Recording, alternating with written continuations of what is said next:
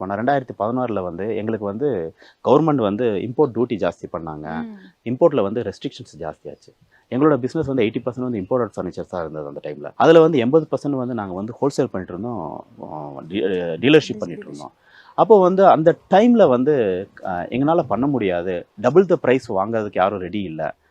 அந்த மாதிரி சுச்சுவேஷன்ஸ்ல வந்து இந்த பிசினஸை க்ளோஸ் பண்ணலான்ற சுச்சுவேஷன்ஸ்ல வந்து நாங்களாம் டிசைட் பண்ணிட்டு 10 கடை இருந்தது அப்போ. ஒரு 2 கடை மட்டும் வச்சுட்டு 8 கடையை க்ளோஸ் பண்ணிடலான்ட்டு பிளான் பண்ணிட்டு இருந்தோம். அதை நம்மளோட ஸ்டாஃபுங்க அப்போ ஒரு 80 ஸ்டாஃப் இருப்பாங்க. 80லேருந்து 100 ஸ்டாஃப் இருப்பாங்க. கூப்பிட்டுட்டு நான் கடையை க்ளோஸ் பண்ணுறேன், நீங்களாம் வந்து வேறு பக்கம் போய் நீங்கள் வந்து ஜாபை பார்த்துக்கங்க அப்படின்னு சொன்னாங்க. அதில் கொஞ்சம் ஸ்டாஃபுங்க வந்து கொஞ்சம் கண்ணில் தண்ணி வந்து அழுக ஆரம்பிச்சிட்டாங்க. எனக்கு ரொம்ப ஷாக்காக இருந்தது.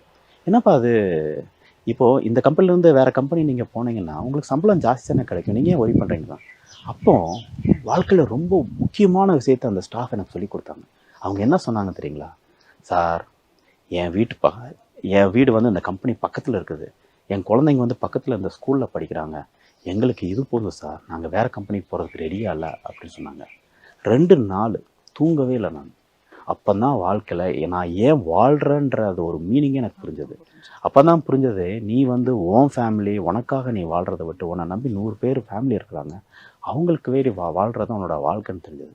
அதுக்கப்புறம் உடனே கூப்பிட்டு நான் தம்பி பிரீத்தி மேடம், அப்புறம் நம்ம மிஸ்ஸஸ் மகேஸ்வரி வச்சு எல்லோரும் கூப்பிட்டுட்டு என்ன பண்ணலான்னு கேட்கும்போது, சரி நம்ம வந்து தைரியமாக திருப்பி பண்ணலாம் அப்படின்னு சொல்லிட்டு கம்பெனி ப்ரைவேட் லிமிடெட் பண்ணிவிட்டு புதுசாக நாங்கள் வந்து அப்படியே அந்த அண்ணாமலை படம் ரஜினிகாந்த் அந்த மாதிரி டக்குன்னு 2017 வந்து ஸ்டார்ட் பண்ணோம். அவங்களே அந்த எம்ப்ளாயிஸை கூப்பிட்டு வந்து கேட்டோம், என்னப்பா நம்ம க்ளோஸ் பண்ணலாம், ஆனால் டபுள் ப்ரைஸ் நம்மது. இப்போ கஸ்டமர் வாங்குவாங்களா வாங்க மாட்டாங்களா? சார் ஒரி பண்ணாதீங்க சார், நாங்கள் இருக்கிறோம் சார், இந்த வருஷம் 1 வருஷம் டைம் கொடுங்க சார், நாம வந்து பெங்களூரில் நம்பர் 1 ஆளா சார்னு சொன்னாங்க. அந்த பால்கார இது ரஜினிகாந்த் ஸ்டோரி மாதிரி 2017 எண்டில் வந்து 10 கடை ஓப்பன் பண்ணி பெங்களூரில் நம்பர் 1 ஆயிட்டோம். அப்புறம் 2018 வந்துச்சு, அதே ஆளுங்களை கூப்பிட்டார், டபுள் மேன் பவர் ஆனோம். டபுள் மேன் பவர் ஆனதுக்கப்புறம் கேட்டோம், என்னப்பா இந்த வருஷம் பிளான்? சார் கர்நாடகாவில் நம்பர் 1 ஆனும் சார், 10 கடை இன்னும் 15 கடை ஓப்பன் பண்ணுறோம் சார் அப்படின்னு சொன்னாங்க. அதே மாதிரி 2018 15 கடை ஃபர்தராக ஓப்பன் பண்ணி கர்நாடகாவில் நம்பர் 1. 2019 வந்தது.